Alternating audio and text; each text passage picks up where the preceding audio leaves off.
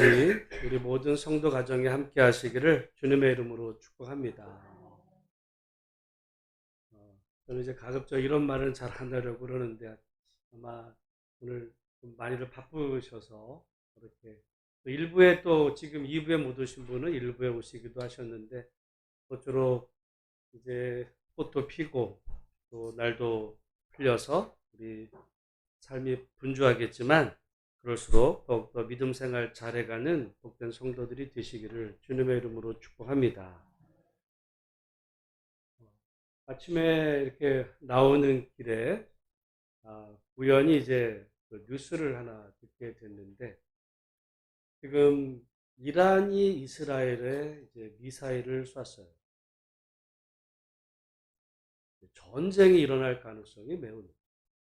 왜냐하면 성경에 뭐라고 되어 있냐면 구약에 눈에는 눈, 이에는 그동안에 팔레스타인하고 이스라엘하고 왜 이렇게 전쟁이 오래 갔냐면 팔레스타인의 하마스가 이스라엘을 공격을 했어요. 그래서 이스라엘 사람들이 희생을 당했어요. 눈을 맞았어요. 그럼 어떻게 해야 돼? 갚아야 돼. 그래서 그 갚는 과정으로 벌써 6개월장 아예 그냥 팔레스타인을 이스라엘이 박살을 내고 있거든요. 미국이 말려. 그만 좀 해. 그만 좀 말 안 들어요. 이런 놈들은 이번에 쓸어야 된다고 하는 과정에 그 불똥이 사실은 옆에 헤즈볼라를 건드려요. 그리고 이란의 대사관을 치게 되고 여러분 우리가 구약 성경은 물론 우리 기독교인에게 성경이고 유대인에게도 구약이지만 이슬람 믿는 이 쿠란에도 관계가 돼요. 구약이. 그러면 이슬람 사람들에게는 눈에는 눈, 이에는 이라는 말씀을 그들은 알라의 말씀이라고 인정할까요? 안 할까요? 그들도 그렇게 생각해요. 그럼 어떻게 하는 거예요? 우리가 맞았어. 그럼 어떻게 해야 돼? 반드시 보복을 해야 되는 거예요. 그게 누구의 뜻이야? 알라의 뜻이야. 여러분, 사람의 생각이 아니라 지금 이게, 여러분, 종교가 그래서 무서운 거예요. 그냥 우리는 좀 세속화 시대를 살다가, 그냥 교회 다니고 절에 다니고 이렇게 되지만, 여러분, 종교의 가르침을 잘 들어보면, 종교 속에는 그 사람의 가치관, 세계관을 형성합니다. 그냥 우리가 피상적으로 교회 생활 왔다 갔다 하면 변화가 없지만 이게 유교든지 또는 불교든지 기독교든지 이슬람이든지 그 세계에 깊이 들어가면 종교에는요 그 사람의 세계관, 그 사람의 가치관, 소중함 그거를 결정하는 그게 자기가 하는 것 같아도 그 종교적인 가르침에 이게 따라가게 돼 있어요. 그러니까 이란으로서는 이스라엘을 반드시 보복을 해야 된다. 그래서 이번에 보복을 하는 거예요. 걱정되는 거는 그렇게 해서 이란의 미사일이 만약에 이스라엘에 떨어졌다. 여러분 이스라엘이라는 나라는 조그매요. 우리나라 강원도만 해요. 강원도만한 그 땅에 지금 만약에 미사일이 하나 떨어져가지고 어떤 피해가 입었다. 그러면 이란은 내가 지난번에 쏴가지고 이스라엘이 내가 쏴서 이란의 대사관을 공격했는데 이란이 하나 미사일 쏴고 당했으니까 그래 우리 쌤 그래요? 여러분 우리가 사람 간에도 우연히 가다가 누가 툭 쳤어요. 예를 들어 근데 맞은 사람이 사과하는 게 아니라 너 왜 쳤어? 한 방 때리면 그때부터는 멱살 잡는 거예요. 왜 거기 싸움이 그럼 우리랑 관계가 되냐? 그러니까 석유 문제가 생기고 결국은 그렇지 않아도 지금 우리 전 세계가 지금 그동안에 이 금리 문제로 그렇게 지금 미국이 여러분 난리였어요. 미국이 그 금리 잡느냐고 난리였어요. 제가 경제에 대해서 이렇게 관심 있게 보면 여러분 미국에는요 바이든보다 더 중요한 사람이 있어요. 미국은 바이든이 대통령이지만 미국의 경제 대통령은 따로 있어. 미국은 이 3권이 분립이 됐고요. 다 행정에 이게 우리나라는 대통령이 뭐 다 하면 그냥 밑에 조금 미국은 안 그래. 미국에는요. 여러분 우리나라의 한국은행 총재가 누군지 아세요? 여러분? 아는 사람 없어. 한국은행 총리 뭐가 중요해? 미국에는요, 연준 의장이 있어요. 연준 의장. 연준 의장이 뭐 하냐? 금리 잡는 거야. 금리. 이번에 금리를 올릴까 내릴까? 모든 사람들은 그거 보고 있어요, 지금. 대통령 바이든이 뭐라 그래도 그 사람 말 안 들어. 경제에 영향을 미치기 때문에. 지난 1년 이상 전 세계가 지금 이렇게 경제 침체와 고통당하는 게 다 금리. 오늘날 우리 지금 이 나라 안에서도 지금 아마 선거 이후에 솔직히 많은 어떤 건설사들 지금 부도나서 넘어갈 가능성이 있는 회사들 많아요. 결정적인 여러 가지 이유 있지만 금리 문제. 이자 올라가면 못 감당해가지고 다 부도나는 거예요. 그나마 이렇게 잡아오려고 애써왔던 게 이번 일로 인해서 어떻게 이게 터져나갈까? 오늘 아침에 그 뉴스 듣고 예배 오는데 머리가 복잡해지더라고요. 어떻게 보면 제 문제가 아니라 여러분 문제고 나라 문제고, 우리가 세계가 이게 그냥 나 혼자만 예수 잘 믿고 행복하게 편하게 살면 되는 게 아니라 우리가 나라가 잘 돼야 되지만 세계 평화.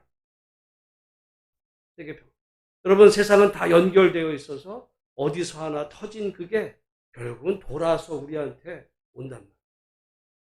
정말 이 아침에 날도 좋고 이렇게 하지만 정말 이 나라와 온 세상에 하나님의 은혜와 사랑과 평강이 넘치는 그런 세상 위에서 여러분 기도하시고 그 일을 위해서 내가 뭘 해야 될까 한번 고민해 보시고 그 일을 실천할 수 있는 복된 성도들이 되시기를 주의 이름으로 축복합니다. 사실 지난 총선도요, 거의 전쟁이었어요. 전쟁이었어요. 선거는 총알이 없는 전쟁이에요. 근데 지금 전쟁, 거기는 진짜 전쟁이야. 어떤 분들은, 전쟁, 우리나라도 전쟁 나면 이길 수 있다. 지옥이 될 거예요. 여러분, 지옥 가지 않아도 우리나라가 전쟁이 나면 여기가 지옥이 될 거예요. 평화는 그냥 우리가 바라는 것이 아니라 어떻게 우리 생존과 관계된, 우리 후대와 관계된 그런 정말 이 긴급한 일들이 중요한 문제라는 사실, 내가 예수 믿고 구원받은 그런 나만 알콩달콩 행복하면 되는 게 아니라 연결되어 있음을 보면서 이 나라의 평화, 온 땅에 하나님의 평강이 이루어지는 그런 복된 세상 위에서 기독교인이 해야 되는 거예요. 기도할 수 있는 우리 모두가 다 되시기를 주님의 이름으로 축복합니다. 오늘 본문의 이 말씀에는 우리가 예루살렘 교회에 핍박이 일어났는데 그 이유가 뭐냐? 지난주에 말씀을 드릴 때 그 핍박이 결국은 예수님께서 부활 승천하시면서 땅끝까지 이르러 내 증인이 되라 말씀하셨는데 그동안의 예루살렘 교회가 그 주님의 사명을 망각을 했어요. 잊어버렸어요. 예루살렘 교회 안에 부흥이 일어났어요. 부흥이 일어나고 그야말로 은혜로운 그런 일이 일어나, 물론 약간의 어떤 문제점도 있었죠.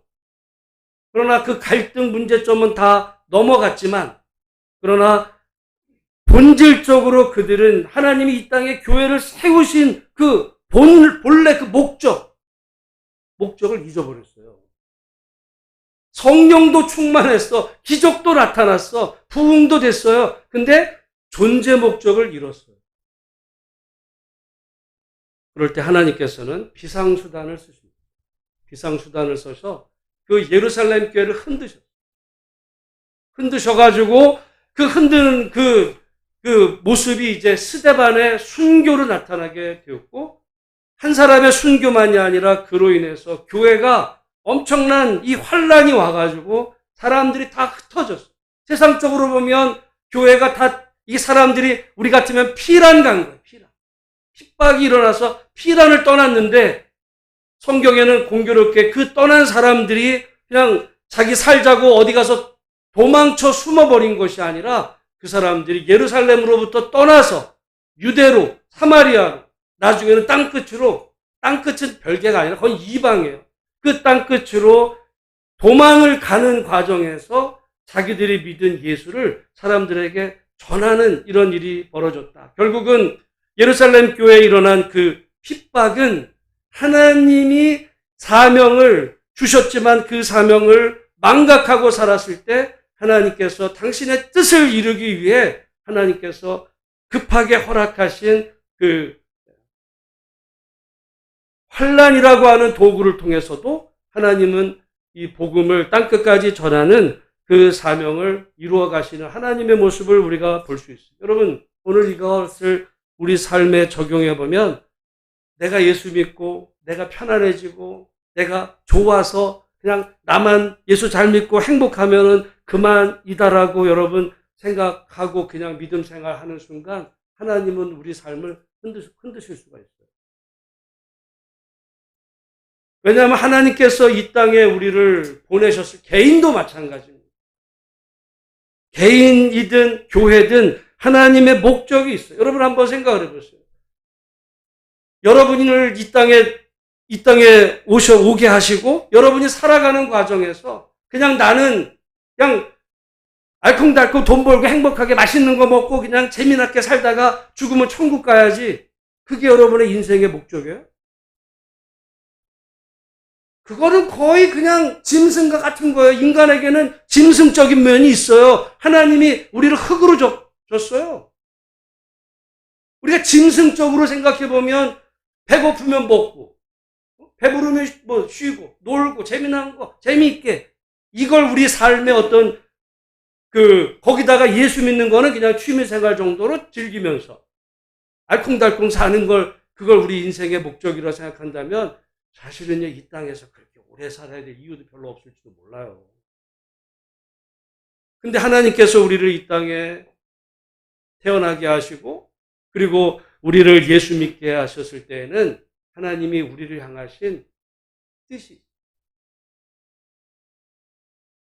그 사명이 있다는 겁니다. 여러분 인생을 향한 하나님의 그 사명, 목적, 내가 하루를 살아도 1년을 살아도 여러분 그걸 우리가 이야기할 수 있어요. 여러분 왜 사는지. 죽지 못해 삽니다. 그래도 오래 사시면 좋겠지만 여러분 그렇게 사는 거와 하나님이 나를 살려주신 데에는 살아가게 하신 데에는 하나님의 분명한 나를 향한 뜻이 내가 있어서 정말 내 남은 인생 동안 이 사명 위해서 내가 부족하지만 내가 최선을 다해 하나님의 사명을 위해 살겠다. 이렇게 사는 사람하고 그냥 사는 사람하고요. 그냥 살다 보면요. 우울증도 와. 그러나 사명을 위해서 산다면 그 사람이 바빠요. 우울증에 빠질 시간이 없어. 왜? 내게 주신 사명이 있고 물론 여러분 그따라서 우울증이 죄는 아닙니다. 우울증은 사실 어떤 의미에서 보면 마음의 감기 같아서 우리가 건강하다가도 잠깐 감기 걸릴 수도 있는 것처럼 우울한 상태로 우리가 들어갈 수 있어요. 여러 가지나. 그러나 평생을 우울한 상태로 그냥 내가 왜 살아야 되는지 이유를 잊어버린 채 그렇게 그냥 하루하루 또 하루 갔네. 뭐 한 달 갔네. 1년 갔네. 이런 인생과 정말 나를 부르셨을 때 내게 주신 사명을 기억하며 사는 삶과는 전혀 차원이 다른 삶이다. 오늘 예루살렘 교회가 사명을 잃어버렸을 때 그건 존재의 의미를 잃어버린 거예요. 하나님 쳐버리셨어. 다 흩어버리셨어요. 여러분 그러니까 이런 환난이 오기 전에 모든 것이 평안하고 삶이 좋았을 여유로울 기회가 있었을 때 맞구하지 마시고 맞구하는 게 아니라 여러분의 삶에 정말 아직 건강이 남아있고 힘이 남아있고 은혜로 기쁨으로 우리에게 하나님께서 주신 그 사명을 기억하고 그 사명을 따라 믿음으로 살아가는 복된 성도들이 다 되시기를 주님의 이름으로 축복합니다. 오늘 본문의 말씀에는 이 사울이 드디어 등장을 합니다. 여기 9장 1절, 2절 말씀을 같이 한번 읽어보겠습니다. 시작. 사울이 주의 제자들에 대하여 여전히 위협과 살기가 등등하여 대제사장에게 가서 다메섹 여러 회당에 가져갈 공문을 청하니 이는 만일 그 도를 따르는 사람을 만나면 남녀를 막론하고 결박하여 예루살렘으로 잡아오려 함이라 그랬어요. 사울이 등장하는데 사울이 그러면 어디에 처음 등장하냐? 우리 사도행전 7장 58절을 한번 찾아보겠습니다. 사도행전 7장은 스데반이 설교 후에 이제 순교당하는 그 현장의 58절 말씀 같이 한번 읽어보겠습니다. 성 밖으로 내치고 돌로 칠세 증인들이 옷을 벗어 사울이라 하는 청년의 발 앞에 두니라.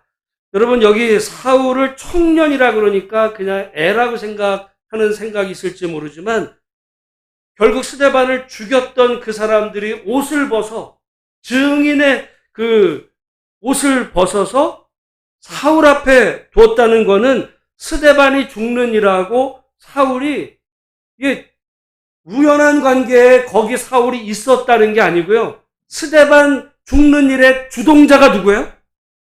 주동자가 사울인 거예요. 누가 스데반 죽였어요? 사울이 죽인 거야. 아니 사울이 돌돌 그건 몰라. 여러분 사실은 총 지도자는요. 총으로 안 쏴. 대신 뭐라 그래? 야 죽여. 그러면 밑에서 죽이는 거지 내가 죽였어요? 아니야. 그래 놓고서는 예를 들어 만약에 여러분 조폭들도 그러잖아. 조폭이 어떤 자기 누구 보고 행동대장 보고 가서 죽여 이런 말 안 해요. 그럼 자기가 책임이 있으니까 대신 어떻게 아유 저 누가 있는데 너 좀 말을 안 들어. 한마디 하면 밑에서 알아들어요. 알아. 나중에 와가 그 밑에가 이제 범인으로 잡혀서 네가 시켰냐? 나 말한 적 없어요. 말한 적 없어요. 했어요? 안 했어 진짜로. 말한 거예요? 시킨 거예요. 지금 스데반을 죽이는 일에 사울이 죽여 이렇게 말하지 않았어도 그 모든 이 스데반 죽는 일에 그 주범은 사울이에요. 그러니까 사울은 뭐예요? 살인자. 우리가 지난 8장 1절에 보면 사울은 그가 죽임당함을 마땅히 여기더라. 그러니까 스데반 죽었다는 소식을 듣고 마땅히 그놈은 죽어야 돼. 이게 아니라 마땅히 죽어야 될 자를 죽인 거야. 어떻게 보면 사울을 따르는 사람들이. 그랬을 때 사울은 그것도 분에 안 차가지고요. 우리 8장 3절 같이 한번 읽어보겠습니다. 사울이 교회를 잔멸할세 각 집에 들어가 남녀를 끌어다가 옥에 넘기니라. 그러니까 스데반을 죽인 것만이 아니라 이제 각 집에 들어가서 남녀를 끌어다가 감옥에 쳐놓았어요. 그러니까 예루살렘을 아예 쑥밭을 내버린 거야 지금. 근데 그러고서도 분에 안 차.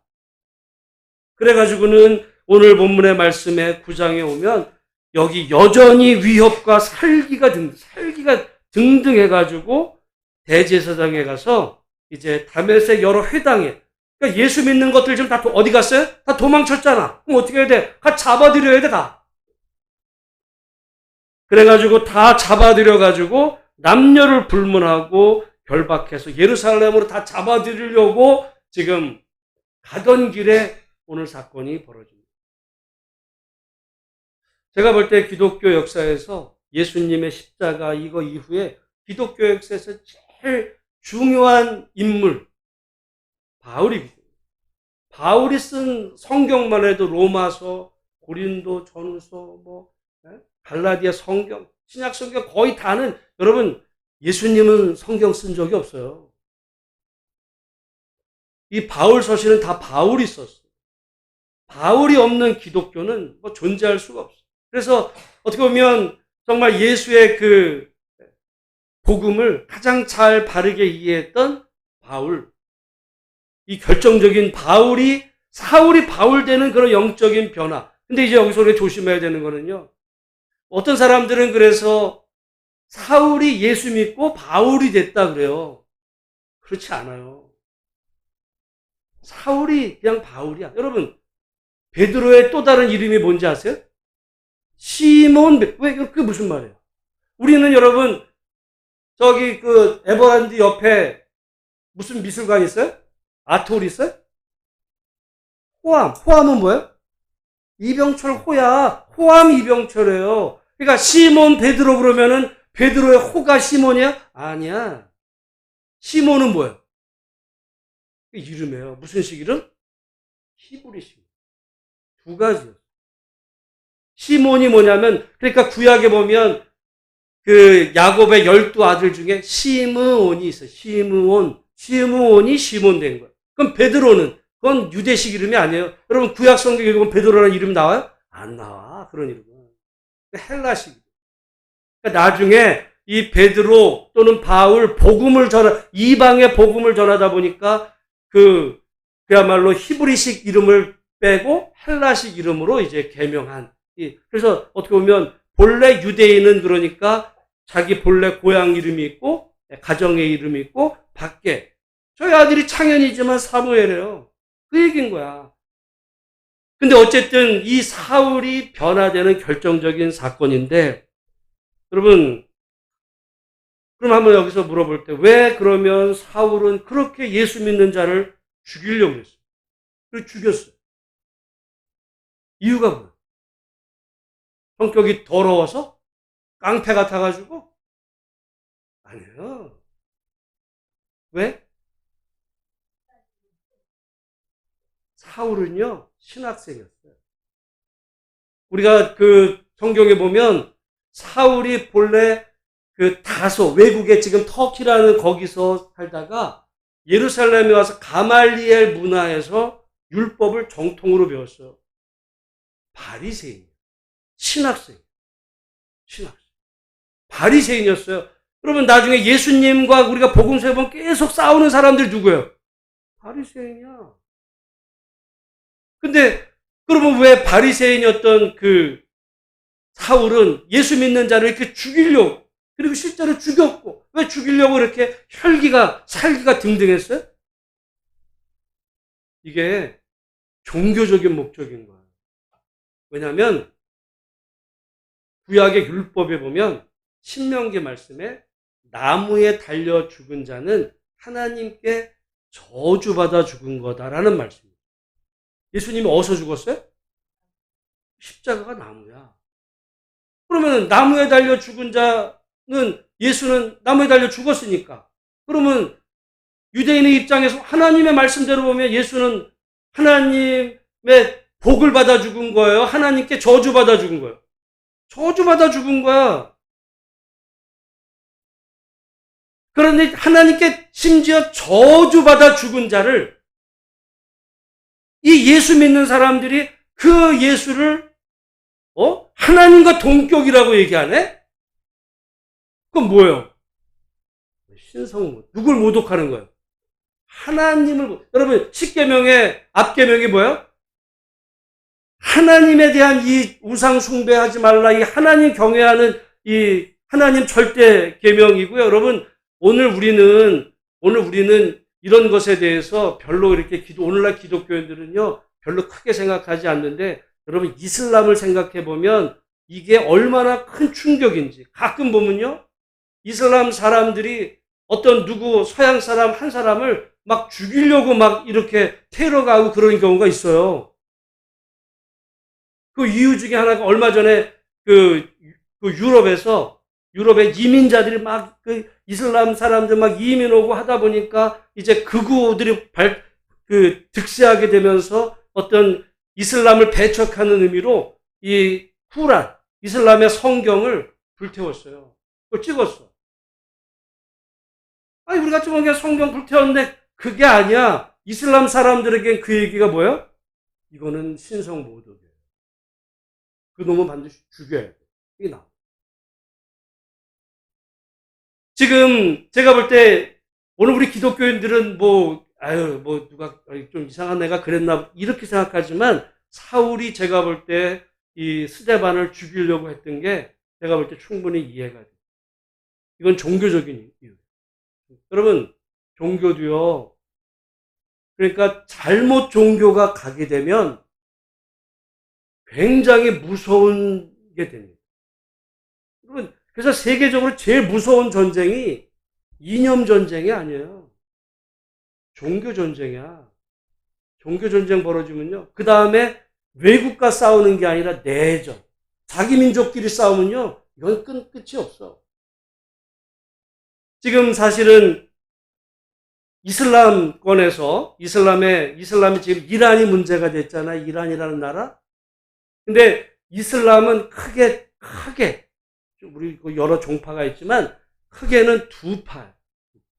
하나는 이란은 어떤 파냐면 이게 시아파. 시아파는 어떤 사람들이냐면 그 무함마드가 죽고 나서 이제 후계자 문제가 됐을 때 이 시아파는 근데 아들이 없이 죽었어요. 혈통이 없어. 근데 이 무함마드의 이제 아들이 없었는데 조카 사위가 알리가 조카 사위라는 네 번째 칼리파가 알리인데, 그래서 무함마드의 어쨌든 혈통을 조금이라도 이어받은 사람들이 이 이슬람 세계의 지도자가 되어야 된다라고 생각하는 사람들이 시아파예요. 혈통으로 따라서. 근데 이 순니파가 있어. 순니파는 어떤 사람? 혈통이 뭘 중요해? 리더십이 중요하지. 그래가지고는 이 어떤 리더십을 따라서 이 지도자를 세운 사람들로 완전히 지금부터 여러분 거의 한 1400년 동안 이 두 파가 싸워요. 우리 같으면 똑같아 보이지만 말이죠. 같은 종파 내에서 이게 싸움이 벌어지면 더 무서워. 우리나라 사람들에게 우리나라의 제일 큰 주적이 누구예요? 우리나라 사람 주적 누구야? 북한이지. 외국에서 보면 저것들은 한 동족인데 왜 북한을 주적이라고 그래? 근데 우린 북한이지 이런단 말이에요. 여러분 같은 동족 안에서 여러분 형제도 마찬가지야. 형제지간에 한번 싸움 벌어져. 가정 안에서. 제일 큰 원수가 그놈이에요. 이슬람 안에서 이슬람 사람들이 제일 우리가 볼 때는 둘이 똑같은 것 같아도 시아파, 순니파 완전 왼수예요. 그 왼수들의 그 두 가운데서 이 이란은 시아파의 아주 맹주야. 근데 이 순니파라고 하는 또 다른 여기에 맹주가 누구냐? 이게 사우디아라비아. 사우디아라비아랑 이란은 왼수입니다. 같은 이슬람 알라 믿는가? 왼수야. 그런데 얼마 전에 우리나라 전 세계적으로 문제가 됐던 오사마 빈 라덴이 어느 나라 출신인지 아세요? 사우디아라비아. 우리는 사우디아라비아에서 다 좋은 감정을 가지고 있어요. 왜? 옛날에 거기 가가지고 사람들이 산업해가지고 열심히 일해가 돈 벌어왔던 무슨 기회의 땅, 사우디 거기 지금 네온시티 뭐 개발하니까 거기 가가지고 우리 뭐 해자. 제일 독재자고요. 사우디는 가장 이슬람 이 근본주의가 아주 활성화한. 그래서 이 사우디 출신 중에 오사마 빈 라덴 같은 극단적인 이 사람들이 나와요. 지금 얼마 전에 아프가니스탄의 그 주축 세력들이 거기 가서 활동했던 그 사람들 다 사우디 사람. 근데 제가 왜냐하면 여러분 종교를 조금만 이게 잘못 가면요, 종교가 자기가 믿는 그 신의 이름으로 상대방을 죽입니다. 지금 사울이 그런 거예요. 사울이 하나님의 이름으로 지금 죽이잖아. 그리고서도 죄책감 있어요? 없어. 지금 이슬람에서 말하자면 그 오사마 빈 라덴 같은 그 와하비즘이라는 거거든요. 와하비라고 하는 어떤 이슬람 신학자가 이 세상이 이렇게 너무 세속화된 것 속에서 우리가 그 쿠란에 무함마드 시대로 돌아가자 해가지고 우리 같으면 꼭 종교개혁, 초대교회로 돌아가자 같은 운동을 일으켰던 사람이 와하비예요. 그 사람 영향을 받은 극단적인 사람들이 이슬람에서 지금 탈레반, 이게 다 나오는 그 배경이 어떻게 보면 이슬람 근본주의자인데 그 사람들도 알라 이름으로 죽여요. 죄책감 있어요? 없어. 죽이고 나면 어떻게 돼? 우리 천국 간다 그래요. 그리고 기독교도 그래.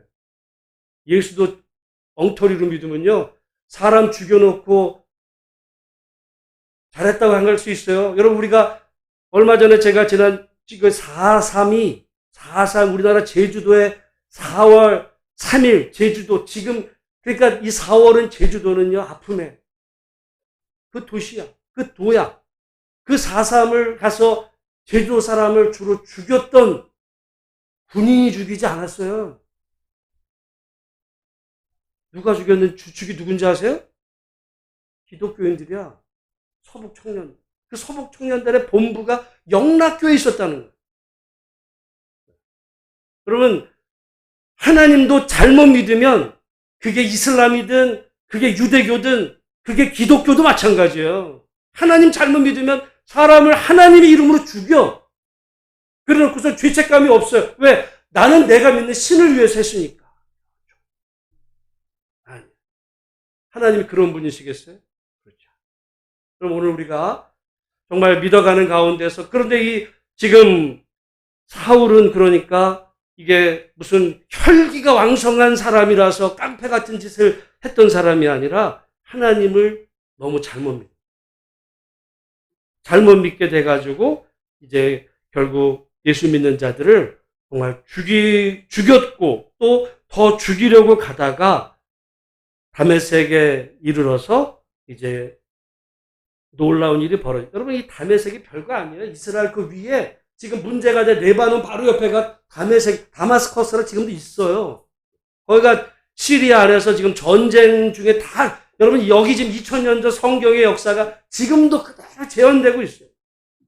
그 다메섹으로 가는 길에서 지금 이 사울에게 하늘로부터 빛이 이제 임해서 사울이 고꾸라집니다. 우리 한번 4절 5절 말씀 같이 한번 읽어보겠습니다. 시작.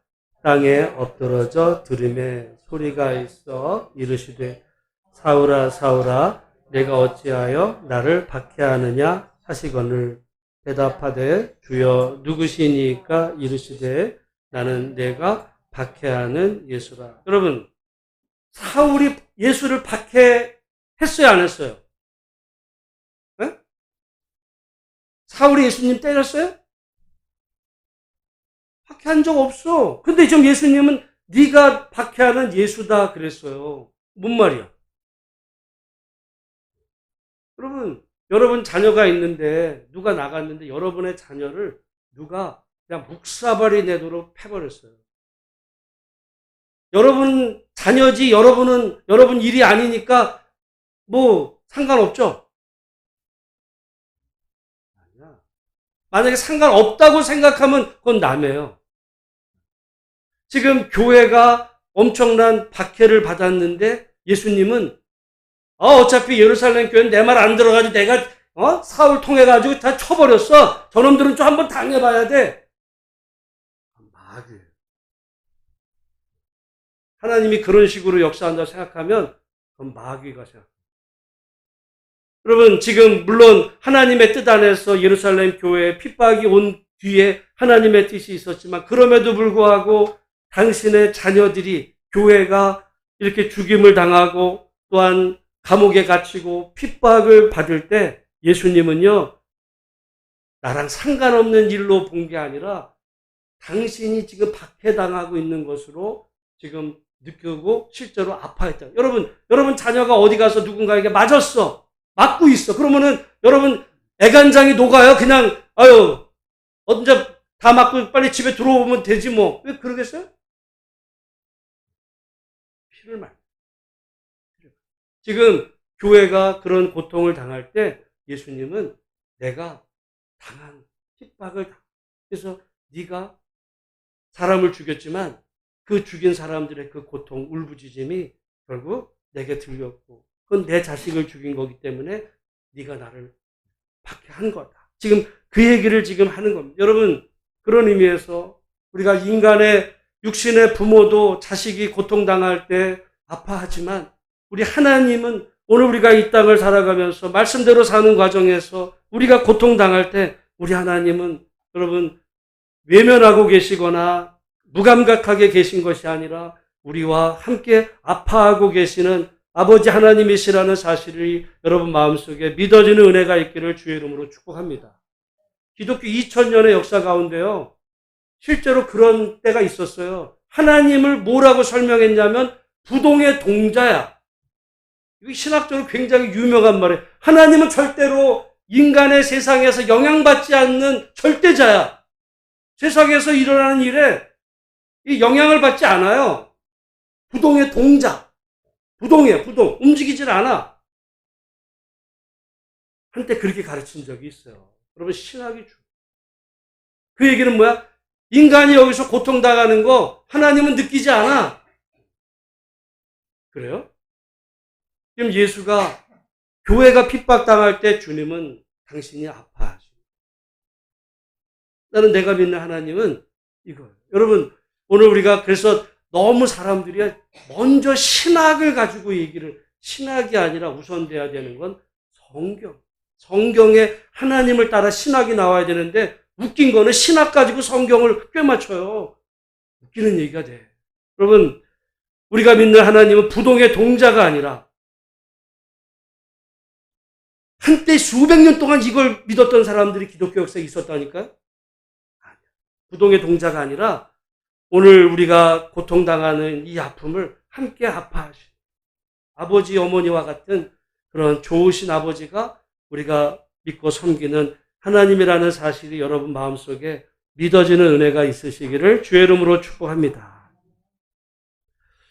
오늘 우리 5절 말씀 다시 한번 확인해보고 마무리하겠는데요. 5절 다시 한번 읽습니다. 시작. 대답하되 주여 누구시니까 이르시되 나는 내가 박해하는 예수라. 여기 지금 그러니까 정확한 번역으로 당신은 누구십니까? 주님 이렇게 된 거예요.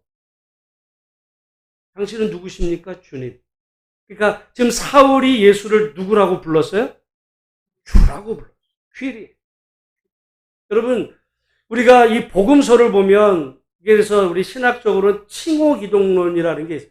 그러니까 제자들이나 사람들이 예수님을 뭐라고 부르는지가 굉장히 중요해요. 그냥 말을 쓴 게 아니야. 그래서 가룟 유다가 예수를 잡으러 왔을 때 예수를 뭐라고 불러요? 네? 주여라고 불러요? 안 불러. 뭐라고 불러요? 랍비요. 여러분, 랍비라는 말도 대단한 말이긴 하지만 그 주님이 아니에요. 그 제자들이 계속해서 예수님을 따라 올라가면서 주님이라고 부르기보다는 랍비어라고 합니다. 어떻게 보면 랍비도 그 굉장히 중요한 의미가 있지만은 예수님을 지금 사울은 주라고 불러요. 아까 말씀을 드렸어요. 사울이 왜 교회를 핍박했다고요? 예수를 누구라고 부르는 사람들 때문에? 주라.